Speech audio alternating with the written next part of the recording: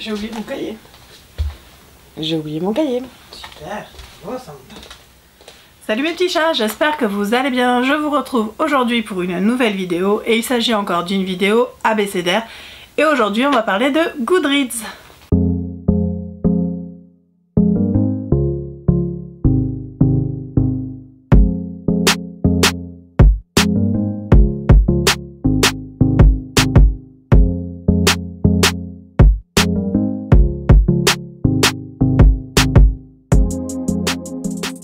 Donc comme je vous le disais en introduction, c'est encore une vidéo abécédaire et donc cette fois-ci ça va être G comme Goodreads. Je vais vous parler un petit peu de tous mes réseaux sociaux.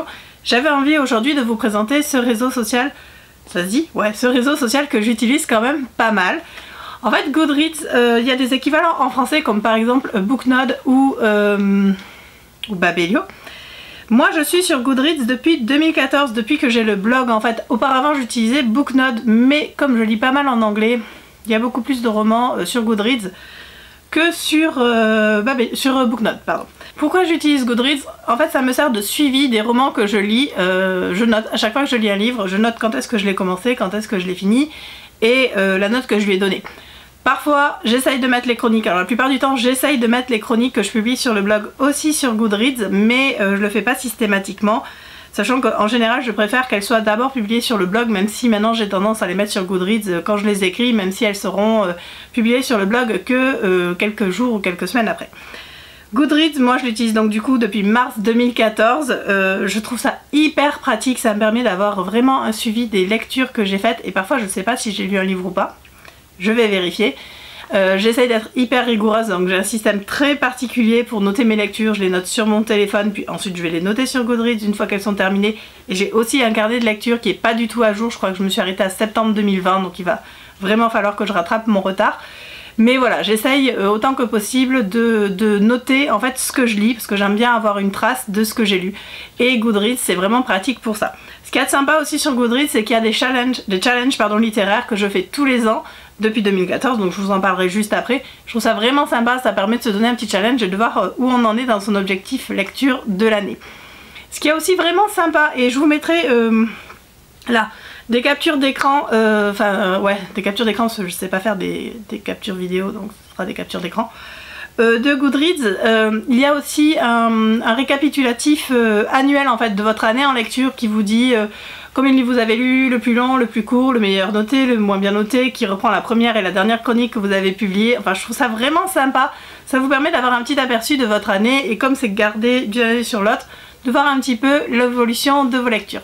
Alors finalement j'ai réussi à faire des captures d'écran qui défilent, donc du coup ce que je voulais vous montrer c'était donc ça, mon année 2020 qui reprend un peu tout ce que j'ai lu et je trouve ça vraiment sympa, donc c'était ça que je voulais vous montrer. Le challenge Goodreads, je le fais tous les ans depuis 2014. Alors en 2014 j'avais commencé en milieu d'année, donc je m'étais donné un objectif de 65 romans et j'en ai lu 80. En 2015, 120 romans, j'en ai lu 168. En 2016, sur 150, j'en ai lu 159. En 2017, j'avais prévu de lire 170 romans et j'en ai lu 201. En 2018, je sais pas ce qui s'est passé, j'avais prévu de lire 160 romans et j'en ai lu 143. Ce qui est quand même pas mal, mais je n'ai pas fini mon challenge cette année-là. C'est la seule année d'ailleurs. En 2019, j'ai revu un petit peu à la baisse et j'avais prévu de lire 120 romans, j'en ai lu 141. En 2020, toujours 120 romans, j'en ai lu 135. Et cette année, j'ai décidé d'augmenter légèrement la dose et donc de lire 126 romans sur l'année. Et pour l'instant, j'en suis à 15 au moment où je tourne cette vidéo. Donc c'est déjà pas mal. En gros, ça fait un peu plus de 10 romans par mois. C'est à peu près ce que je lis, même si je sais que si je regarde mes chiffres, je lis un petit peu plus. Mais j'ai préféré rester sur une moyenne, sur un challenge réalisable. J'avoue que j'ai toujours pas digéré le fait de pas avoir terminé mon challenge en 2018, donc du coup je préfère rester sur des chiffres raisonnables, même si j'ai un petit peu augmenté le challenge cette année en rajoutant 6 livres, donc ça fait un de plus tous les 2 mois. Ça devrait être faisable.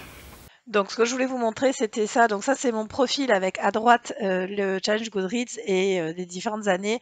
Vous retrouvez aussi mon année en lecture et puis quelques infos, et ensuite ça ce sont les livres que j'ai lus, donc ça c'est bien My Books. Depuis que je suis sur Goodreads, j'ai lu 1099 romans, j'en ai noté 1065 et j'ai publié 428 chroniques. Alors je sais, les chiffres, vous, ça vous intéresse peut-être pas, mais moi, j'adore ça. Ce que je trouve sympa sur Goodreads, c'est qu'en fait, vous avez le même roman dans plusieurs éditions, donc si jamais il y a eu des changements de couverture, ou alors si la fiche est faite pour un roman en anglais, on arrive quand même à trouver le roman en français derrière.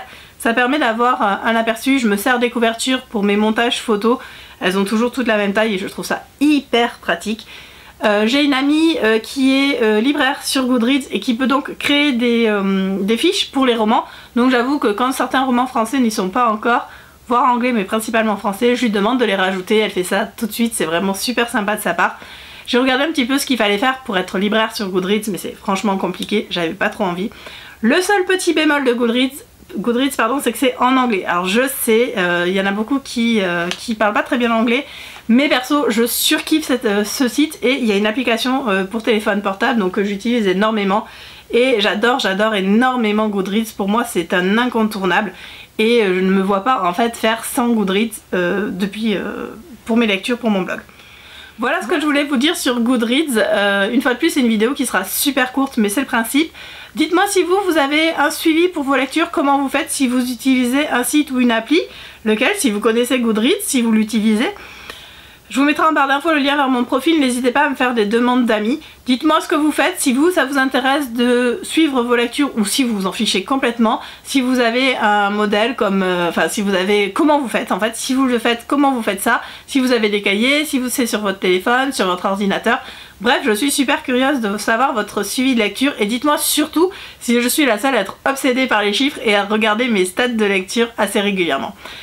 J'espère que cette vidéo vous a plu, je vous fais de gros bisous et je vous dis à bientôt pour une nouvelle vidéo. Salut!